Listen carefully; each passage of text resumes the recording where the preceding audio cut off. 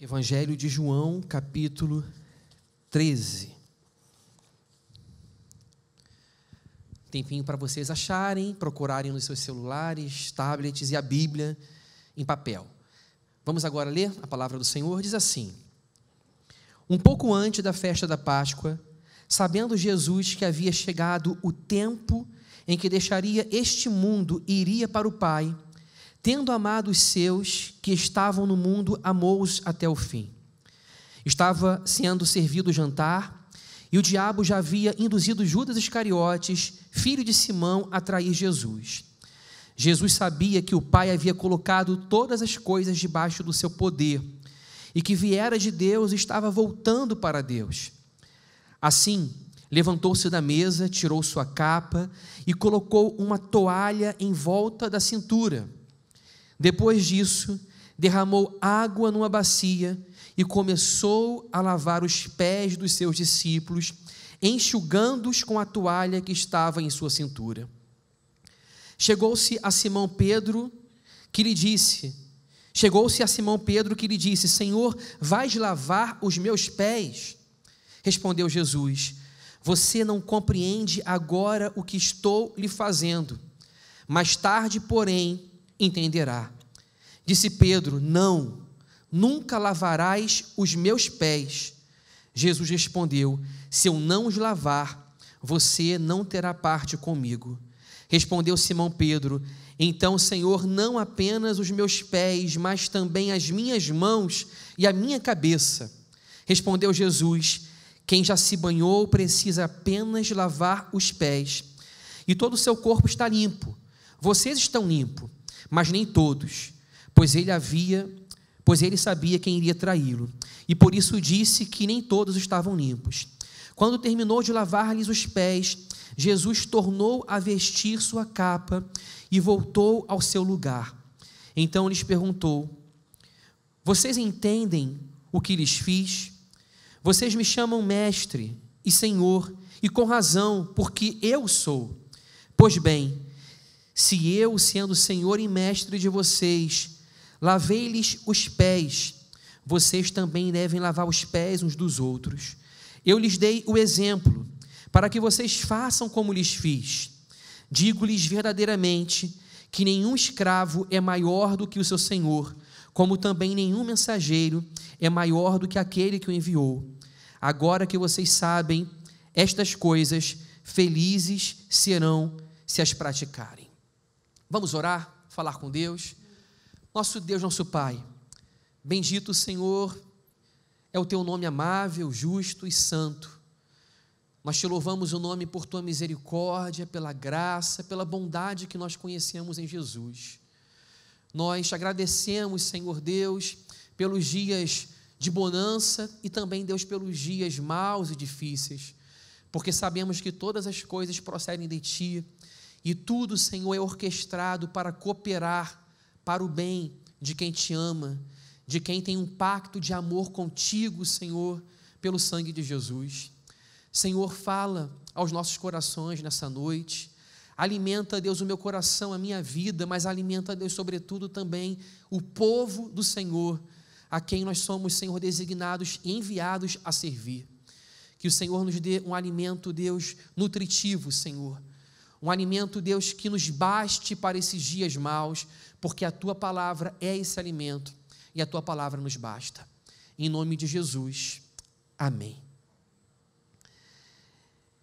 Esse texto magnífico, maravilhoso da palavra de Deus, nos apresenta momentos finais do ministério terreno de Jesus na face da terra. Era a última semana de vida de Jesus na face da terra.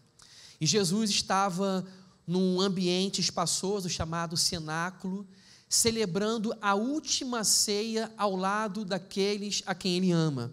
Esse texto começa dizendo: um pouco antes da festa da Páscoa, sabendo Jesus que havia chegado o tempo em que deixaria este mundo e iria para o Pai, tendo amado os seus que estavam no mundo, amou-os até o fim. Tendo amado os seus que estavam no mundo, amou-os até o fim. Com quem Jesus estava? Jesus estava com um círculo da sua maior intimidade, os 12 discípulos. aqueles a quem ele amava, e aqueles a quem e com quem ele fez o pacto e o compromisso de amar até o fim, até as últimas circunstâncias, as mais sombrias, as mais bárbaras e cruentas circunstâncias. Ele os amou até a morte, e a morte de cruz. Ele definitivamente amou-os até o fim. E o fim não era simplesmente um final cronológico. O fim era a cruz. Era o propósito de Deus consumado. Esse texto também diz o seguinte, no versículo 3: Jesus sabia que o Pai havia colocado todas as coisas debaixo do seu poder, e que viera de Deus e estava voltando para Deus. Jesus estava ceando, na sua última semana de vida aqui na terra, a ceia, o banquete de uma refeição farta de Páscoa, relembrando aqueles momentos quando o povo de Israel saiu do Egito. Ele estava rememorando esse momento, porque ele mesmo seria agora o Cordeiro da Páscoa, que tira o pecado do mundo. Ele amou os seus, e amou os seus até o fim. E esse texto também informa que ele sabia que o Pai havia colocado todas as coisas debaixo do seu poder. Tudo estava debaixo do propósito de Jesus. Aquela última semana que parecia ser uma semana fatal, de fatalidade, de acontecimentos catastróficos, fora do seu controle, não eram acontecimentos fora do seu controle. A vida de Jesus ninguém atirou em última instância. Jesus voluntariamente deu a sua vida. Ele morreu porque ele quis. Ele morreu porque ele veio a esse mundo com a ambição de dar a sua vida, para que através da sua morte nós pudéssemos viver e conhecêssemos a vida que nasce da morte. E agora, como cristãos, pudéssemos participar da sua morte e pudéssemos então participar como cristãos também do poder da sua ressurreição. Esse texto diz que Jesus, ele sabia de onde ele havia vindo. Ele viera de Deus o Pai e estava voltando também para Deus. Essa semana, então, meus amados irmãos, era uma semana onde ele estava às vésperas de consumar o propósito para o qual ele veio ao mundo. Por muitas vezes, Jesus, ele disse: ainda não é chegada a minha hora, ainda não é chegada a minha hora. Mas agora, Jesus, ele reconhece que a sua hora é chegada. Tanto é que na sucessão desses acontecimentos, quando Jesus sai desse lugar do cenáculo e vai para um jardim secreto de oração chamado Getsêmani, onde as oliveiras ou onde as azeitonas eram prensadas, Jesus em oração sente-se prensado naquele momento final da sua vida, e quando chega ao Getsêmani, o jardim secreto de oração, quando chega Judas, Jesus, ele diz: a minha hora é chegada. Ele que tantas vezes disse: a minha hora ainda não é chegada, ele reconhece no Getsêmani, quando Judas dá o beijo da traição, o código da traição através de um ato afetivo. Judas o trai. Jesus diz aos seus demais discípulos: não façam nada, não lutem, guardem as espadas, porque a minha hora é chegada. E Jesus, voluntariamente, ele se oferece, e ele vai para o tribunal, e do tribunal, ele carrega a sua cruz até o Monte Gólgota, o Monte da Caveira, e ali, ele, voluntariamente, ele é o cordeiro mudo, que dá a sua vida diante dos seus tosqueadores. Ele, sendo todo-poderoso, ele se permite ser levado, porque sendo glorioso, ele não se aferra ao seu direito de Deus. Como Deus onipotente, ele podia fulminar os seus inimigos, mas ele age como um servo, como um cordeiro mudo, e vai ao Calvário. Esse é o Cristo que nós conhecemos, é o Cristo servo, é o Cristo que ama os seus amigos até o fim, é o Cristo que dá a vida, a sua própria vida, em prol daqueles a quem ele ama. E nesse texto, Jesus vai nos dar uma exemplificação eloquente, viva, uma parábola viva, do seu ato mais constrangedor de amor, junto com o Calvário. Jesus, ele se curva aos pés dos seus discípulos, homens finitos, pecadores, falhos, precários, faltosos, como cada um de nós. E Jesus, sendo Senhor e Rabi, sendo Deus Todo-Poderoso, ele vai lavar os pés dos seus discípulos. Que cena assombrosa! Jesus lavando os pés dos seus discípulos na sua última semana de vida na terra. E para que nós entendamos isso, eu gostaria de fazer duas perguntas. A primeira pergunta que eu gostaria de fazer é: quem costumava se curvar para lavar os pés de outras pessoas? Naquela cultura, quem se curvava para lavar os pés dos outros eram os escravos, os servos, aqueles que estavam no patamar mais baixo dos substratos sociais, aqueles que eram oprimidos, aqueles cuja liberdade pessoal sofria grandes restrições, que eram possuídos pelos seus senhores, pelo menos a sua mão de obra. Eles eram a expressão dos mais humildes seres humanos dentro dos substratos sociais daquela sociedade. Eles não faziam parte da aristocracia, eles não eram a elite sacerdotal religiosa que estava no templo, e eles não saíam dos palácios de Jerusalém. Eles eram simplesmente escravos. E Jesus, o Filho de Deus, ele se identifica com os servos. Isso é absolutamente assustador.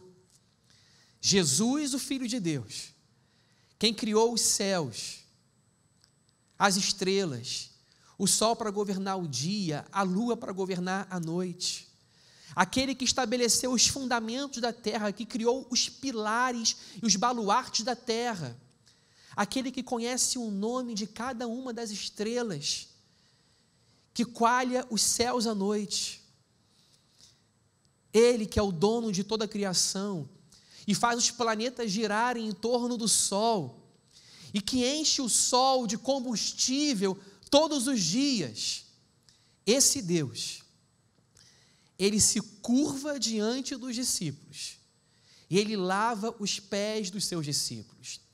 A mentalidade de todos os discípulos era a seguinte, de que o Deus da confissão de fé judaica era um Deus único. A declaração monoteísta de Israel dizia: ouve Israel, o Senhor teu Deus, o único Senhor. Esse Deus era único, mas não era único simplesmente num sentido de conta, num sentido de ser único por não ser dois e três. Ele é singular não simplesmente no sentido de número, ele é singular no sentido também de ser incomparável. Não há outro que nós podemos rivalizar com a glória, a majestade, o poder de Deus. Não há outro. Ele não é simplesmente o melhor. Porque se eu digo que Deus é o melhor, eu pressuponho comparação. Ele não é melhor, ele é incomparável, ele é único, ele é excelso, majestoso. Vejam comigo o que diz Salmos, que exaltam a glória e a majestade do nome do nosso Deus. O meu ponto aqui é: vejam quem é o Deus que se colocou no chão. Vejam a glória e a majestade do Deus que serviu, que se colocou aos pés dos discípulos. Como diz uma música linda do cantor cristão Estênio Márcios, uma música chamada Cora Coração. Ele escreve uma música inspirado nesse texto, e ele fala o seguinte: toalha no ombro, bacia na mão, é grande o assombro de vê-lo no chão. Repito, toalha no ombro, bacia na mão, é grande o assombro de vê-lo no chão. Quem está no chão? Quem se coloca aos pés dos seus discípulos?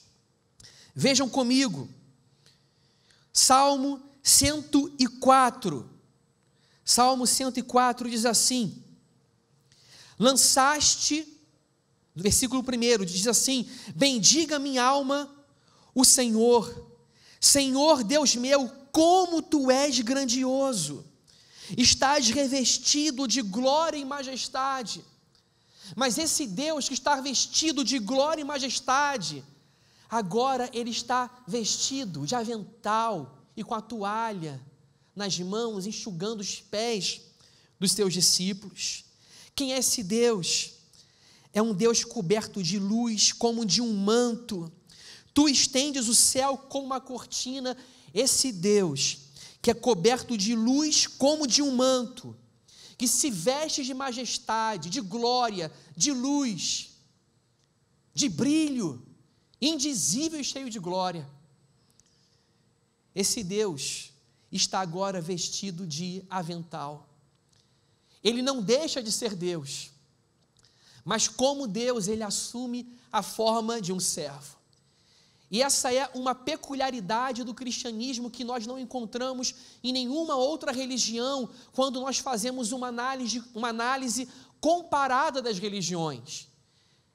Que Deus saiu dos céus, veio para a terra e se fez um servo. Filipenses capítulo 2 diz que, sendo em forma de Deus, ele não teve por usurpação o ser igual a Deus. Isto quer dizer, sendo em forma de Deus, ele não se aferrou aos seus direitos divinos.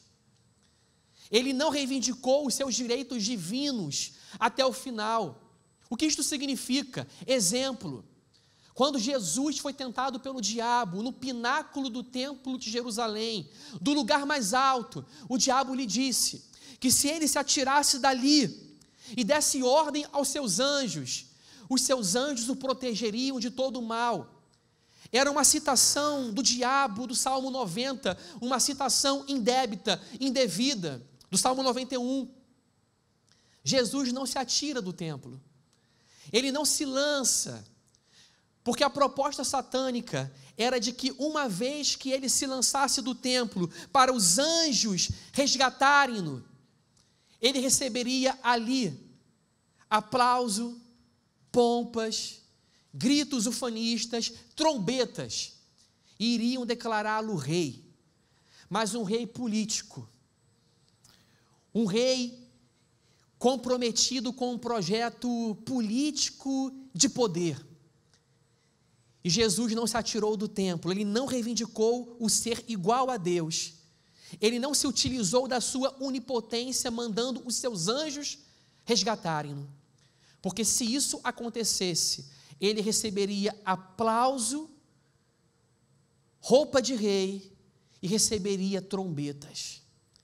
Mas o alvo de Jesus não era a trombeta para ser coroado como rei no palácio de Jerusalém. O alvo de Jesus era maior. Como assim o alvo de Jesus era maior? O alvo de Jesus era a cruz. Como? A cruz pode ser um alvo maior? Sim, a cruz é o alvo maior. Porque na fé cristã, o projeto do reino de Deus, ele não se executa através de devaneios de poder. Ele não se executa através de confabulações, através de programas partidários, através de uma politização ideológica, onde nós precisamos estar no poder para favorecer a nossa pauta. Jesus recusou todo tipo de projeto político ideologizado de poder. Ele não se identificava com os fariseus, nem com os saduceus, nem com os essênios, nem com os sacerdotes.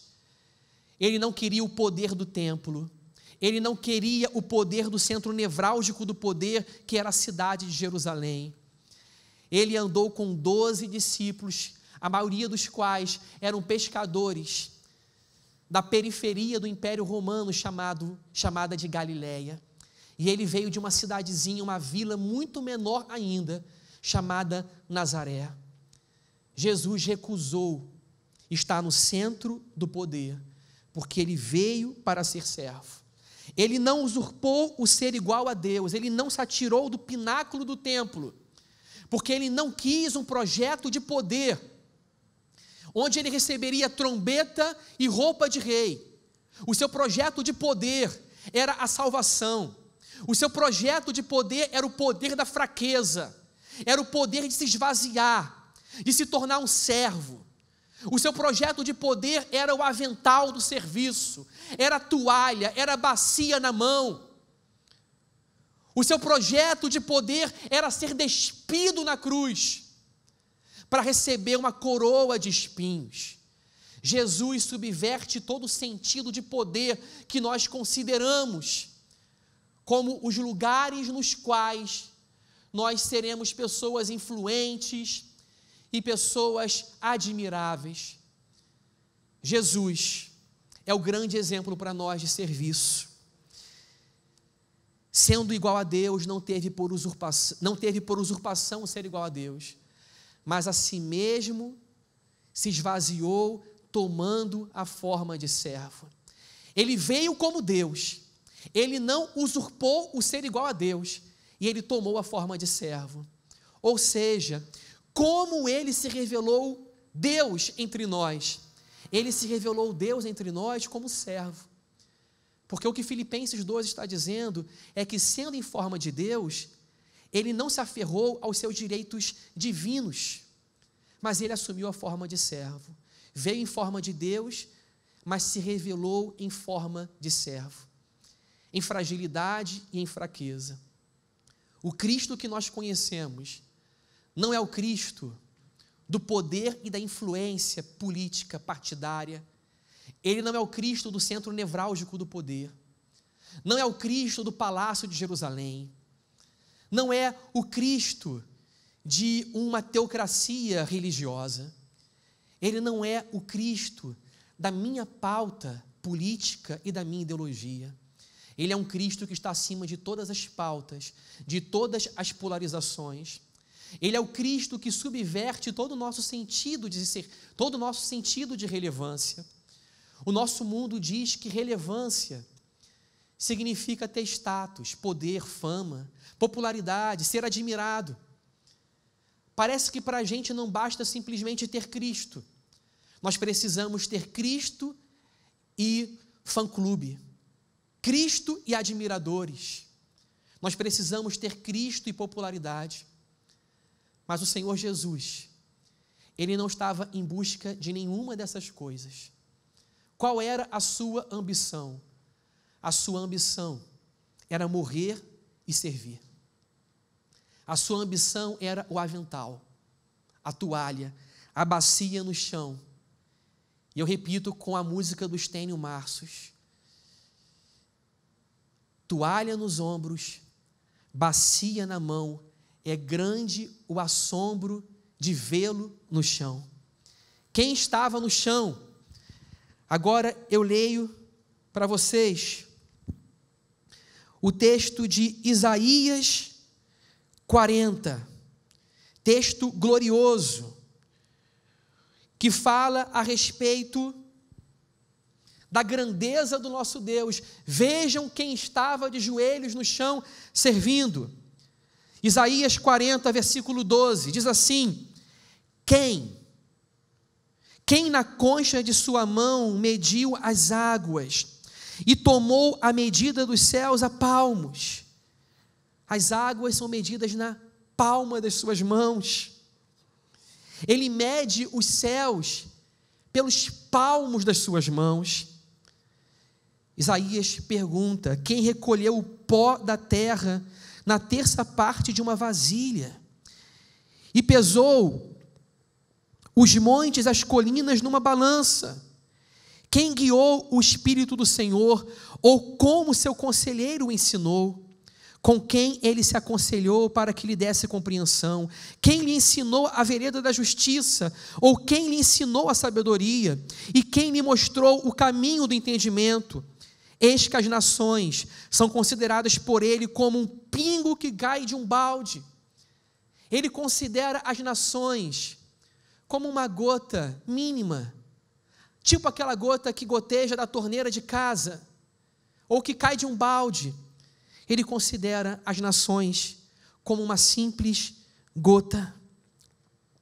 E como um grão de pó na balança, eis que ele carrega as ilhas. As ilhas são como uma poeira refinada, como aquela que a gente coloca na pá de lixo depois de varrer a casa, como se fossem pó fino. O Líbano não seria suficiente para o fogo, e os animais de lá não bastariam para um holocausto. Versículo 18: com quem vocês querem comparar Deus? Com que imagem vocês o podem confrontar?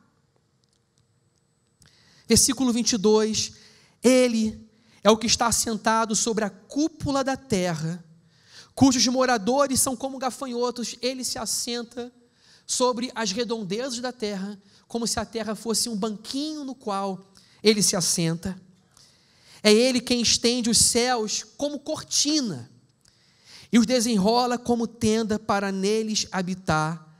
É ele quem reduz a nada os príncipes e torna em nulidade os juízes da terra. Versículo 26 fala assim: levantem os olhos para o alto e vejam quem criou essas coisas. Aquele que faz sair o seu exército de estrelas, todas bem contadas, as quais ele chama pelo nome. Ele conhece o nome de cada uma das estrelas. Por ser ele grande em força e forte em poder, nenhuma só vem a faltar. O Deus grande de Isaías 40 é o Deus que estava ajoelhado diante dos discípulos. Imaginem o assombro de Pedro, de André, de Tiago, de Bartolomeu, de Mateus.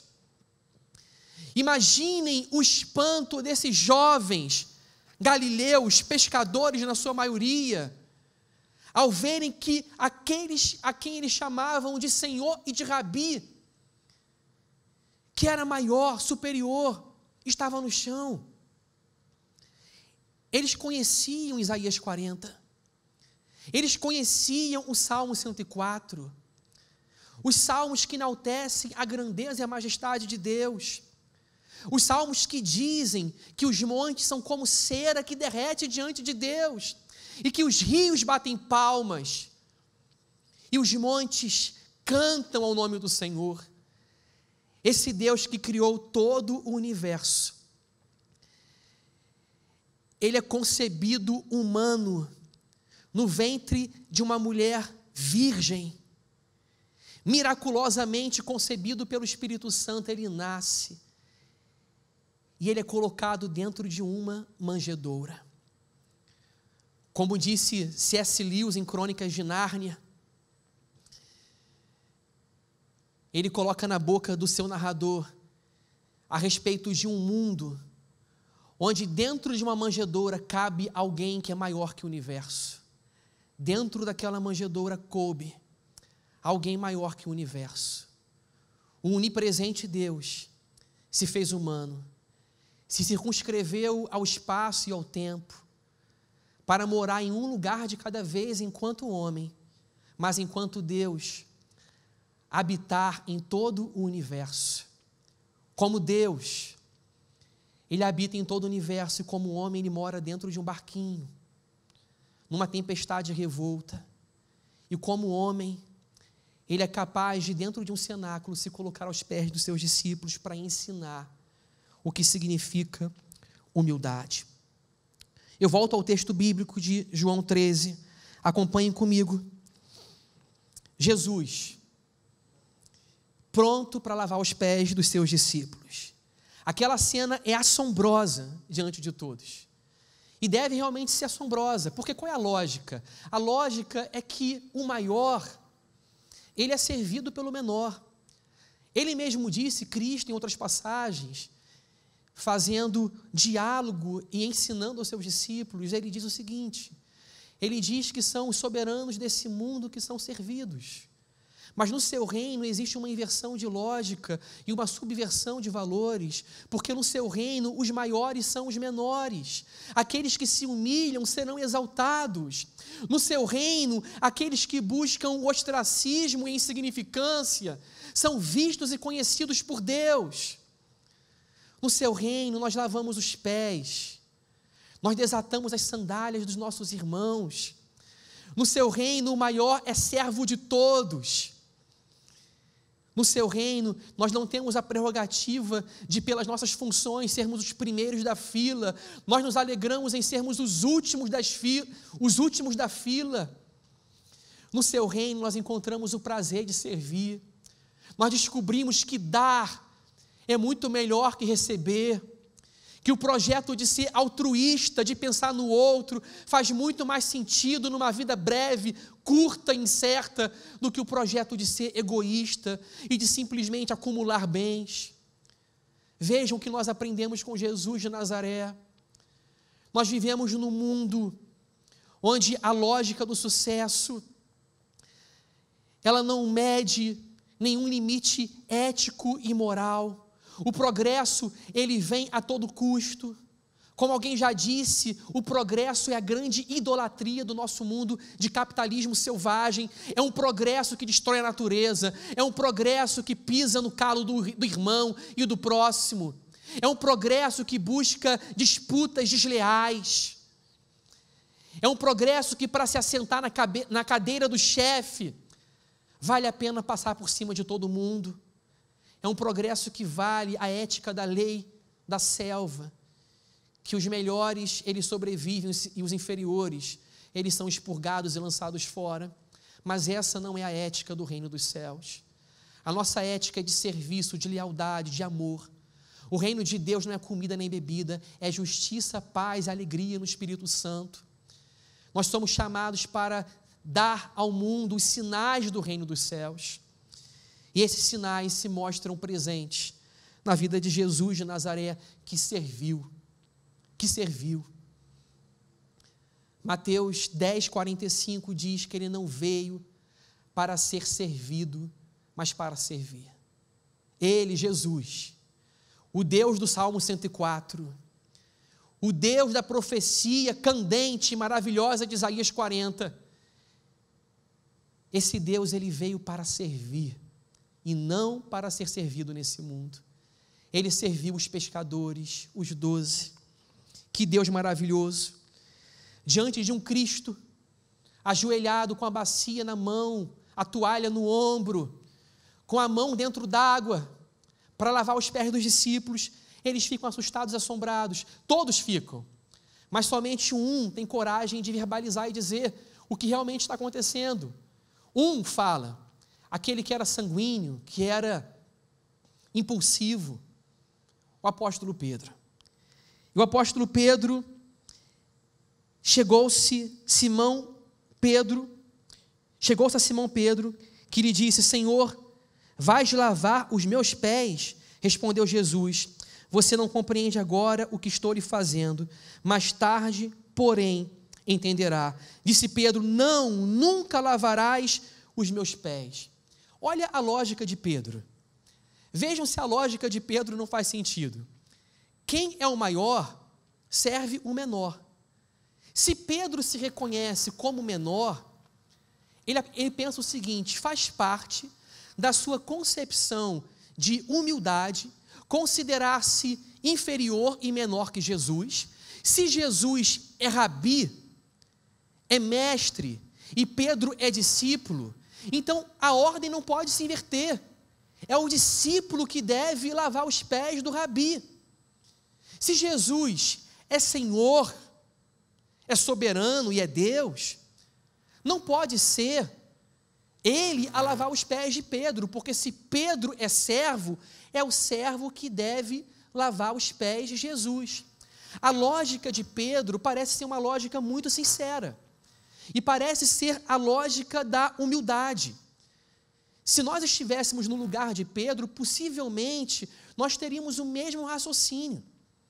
Então, antes de nós censurarmos Pedro, nós precisamos nos colocar dentro da lógica que Pedro estava raciocinando. E qual era o sentido? O sentido era que na sua posição de humildade e de inferioridade, ele não podia se permitir ser lavado por Jesus, porque isso representaria um sentido inverso. No entanto, o que Pedro não consegue conceber, e o que nenhum discípulo e nenhum ser humano conseguiu conceber na época de Jesus, é que o Messias, ele conciliava na sua identidade messiânica, tanto o seu governo soberano, como também o seu serviço. Eles imaginavam um Messias político e poderoso, um político social e econômico, que governaria do Palácio de Jerusalém, um Messias militar, que haveria de organizar as tropas, perfilá-las em ordem de batalha, para guerrear contra os romanos e dizer: vocês não têm lugar na Palestina, aqui não é lugar de ocupação romana, aqui é lugar de liberdade do povo judeu. Mas Cristo frustrou a pauta ideológica e política de todos os seus contemporâneos. Jesus, ele mostra que a sua messianidade, ela não está atrelada ao tipo de projeto de poder bélico, violento, partidário que esperavam dele. O projeto do reino de Deus envolvia o serviço. E a messianidade de Jesus era a messianidade do servo. Por isso o evangelista Marcos vai dizer que ele não veio para ser servido, mas para servir. Vai registrar as palavras da própria boca de Jesus. Pedro não conseguia entender isso.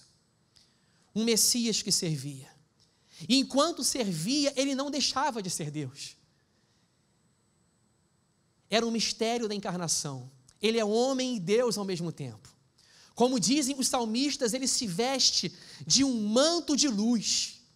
Ele se veste de majestade porque ele é Deus. Mas como homem, ele se veste ao mesmo tempo de avental. Essa é a beleza da glória da encarnação.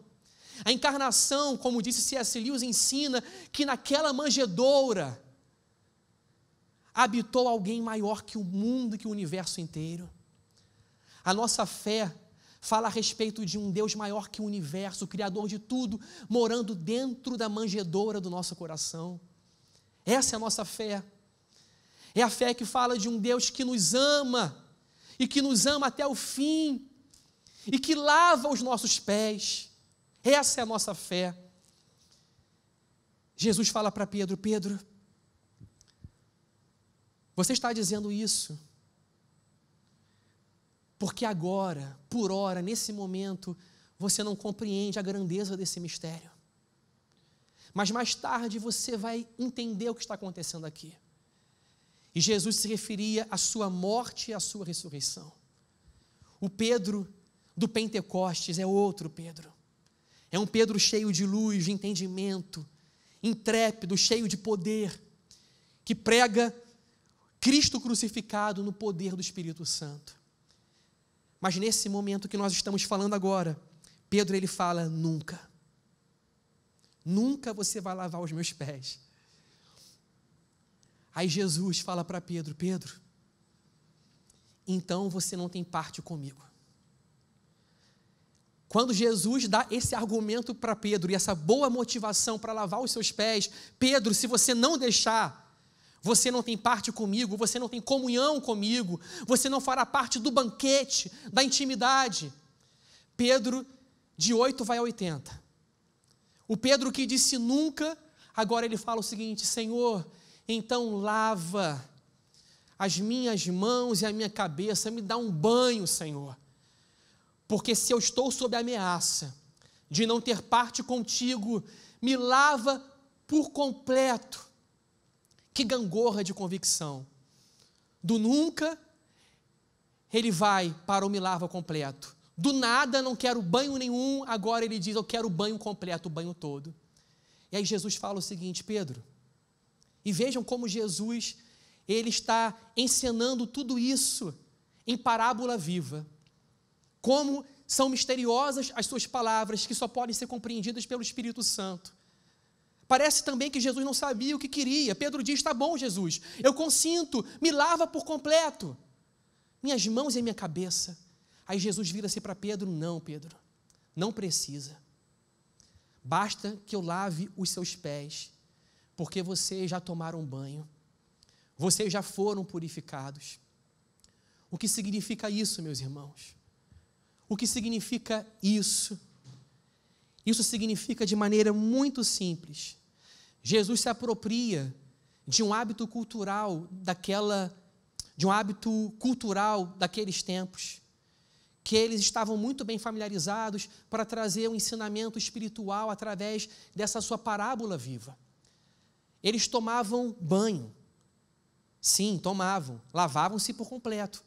Mas quando saíam de casa e retornavam após terem tomado banho, eles não tinham água encanada, era muito mais difícil o banho daquela época do que o banho de hoje, com aquecimento, com chuveiro elétrico.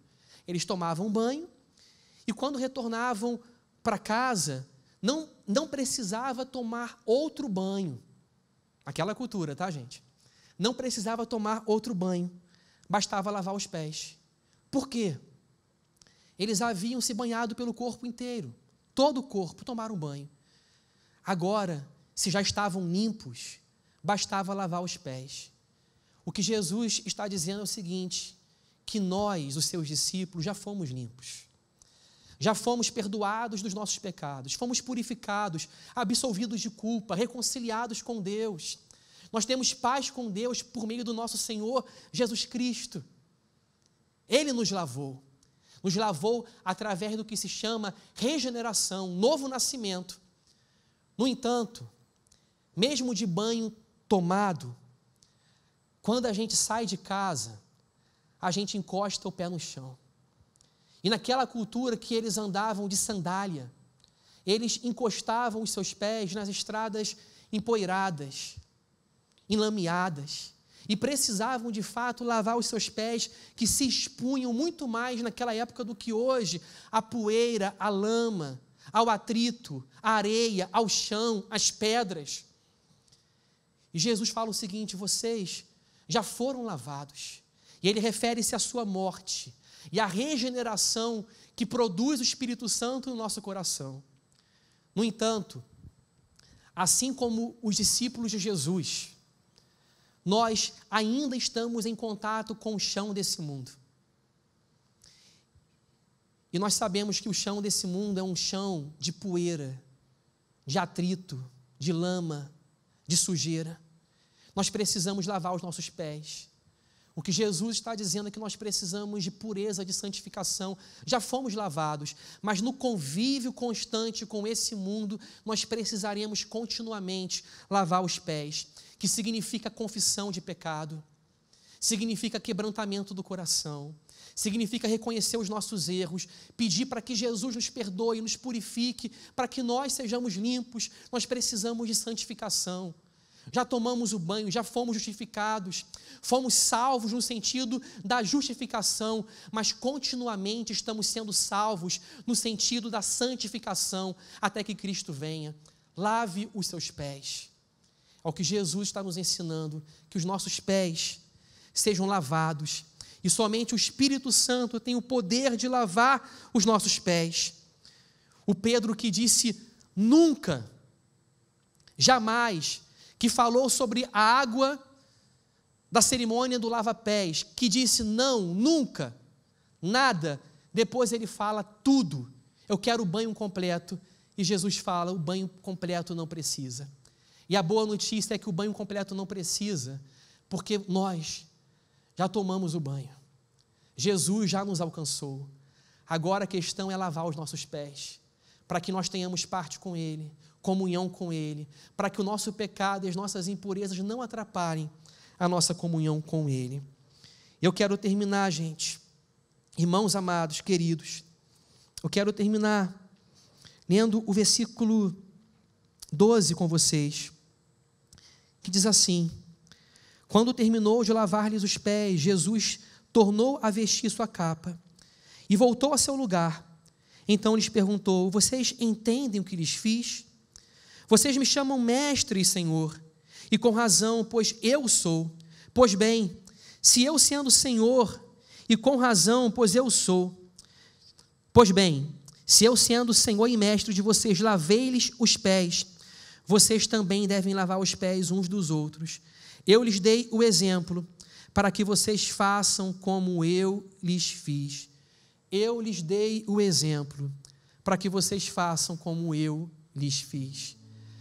Jesus nos chama para lavar os pés dos nossos irmãos. Alguns irmãos mais literais na interpretação desse texto, acreditam que essa cerimônia do lava-pés deve ser perpetuada. Eu não acredito, e muito da tradição evangélica não acredita que se trata da perpetuação da cerimônia. Aquela era uma cerimônia, um costume da hospitalidade daqueles dias. Mas o grande desafio é como hoje, no século 21, mesmo sem cerimônia e sem ritual, como nós podemos lavar os pés dos nossos irmãos. Como nesses tempos de pandemia, nós podemos olhar para o lado e ver quem precisa, enxugar as lágrimas dos enlutados, ver pessoas desempregadas e ajudá-las, duplicar talvez as nossas compras, comprar 1 quilo de feijão, de arroz, de carne a mais, calçar quem está sem calçado, pensar na pessoa que precisa de um edredom, de um cobertor. Como nós podemos servir os despossuídos da terra, os vulneráveis, o pobre, a viúva e o estrangeiro. Como nós podemos servir pregando o evangelho do reino de Deus e da salvação. Como nós podemos servir nos solidarizando por aqueles com os quais Jesus Cristo se importa e ama e amou e os amará sempre. Versículo 16: digo-lhes verdadeiramente que nenhum escravo é maior do que o seu senhor, como também nenhum mensageiro é maior do que aquele que o enviou. Agora que vocês sabem estas coisas, felizes serão se as praticarem. Agora que nós sabemos dessas coisas, nós seremos felizes se as praticarmos. Feliz é aquele que constrói a sua casa não sobre a areia, mas sobre a rocha. E quem constrói a casa sobre a rocha? Aquele que ouve a palavra de Deus e a pratica. Esse é semelhante ao homem que edificou a sua casa sobre um firme fundamento. Jesus está dizendo aqui: eu dei o exemplo, agora sigam esse exemplo e vocês serão felizes. O nosso mundo ensina que a felicidade não está no serviço, mas o Senhor nos ensina que a felicidade está na servidão, em tornar-se um escravo de Deus e um servo dos nossos irmãos. Eu me lembro de Oswald Chambers dizendo o seguinte: que aquela pessoa que é chamada por Deus, deve se preparar para coisas insignificantes. Isso mesmo. A gente pensa que ser chamado por Deus significa estar no topo, significa as trombetas, os aplausos. Não.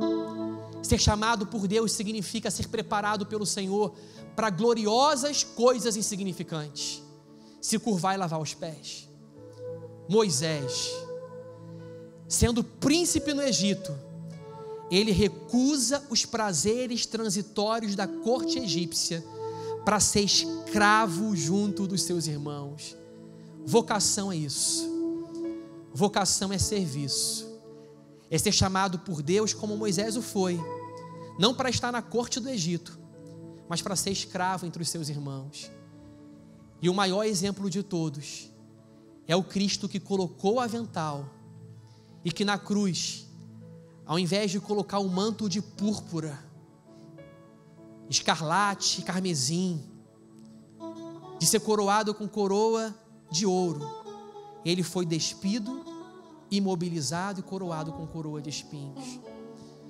Sigamos o exemplo do nosso Cristo, porque nesse reino o maior é o menor.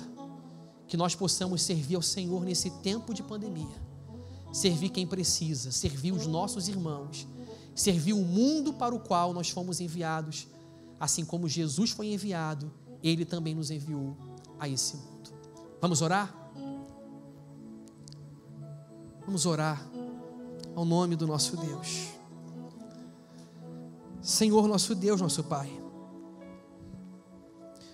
como Jesus nos constrange, Pai, como Jesus nos constrange.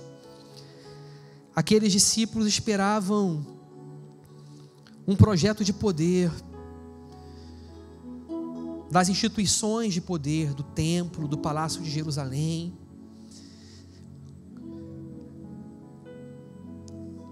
Aquelas pessoas daquele tempo esperavam um Cristo que estaria com os sacerdotes, mas Cristo estava com a viúva, com o pobre, com o estrangeiro, com o leproso, com a mulher flagrada em adultério, com o homem, com a mulher do fluxo de sangue, com o homem da mão ressequida, com o paralítico, com o cego de Jericó, o cego Bartimeu. O Senhor estava com aqueles que não costumavam receber importância. O Senhor não escolheu os políticos, os filósofos, mas escolheu os pescadores da Galileia. Senhor, faça-nos aprender com esse Cristo. Faça-nos, Senhor Deus, olharmos para um texto como esse e ficarmos espantados, admirados, assombrados, porque o Deus que criou os astros, as estrelas, o sol para governar o dia e a lua para governar a noite, que estabeleceu limites entre a terra seca e o oceano,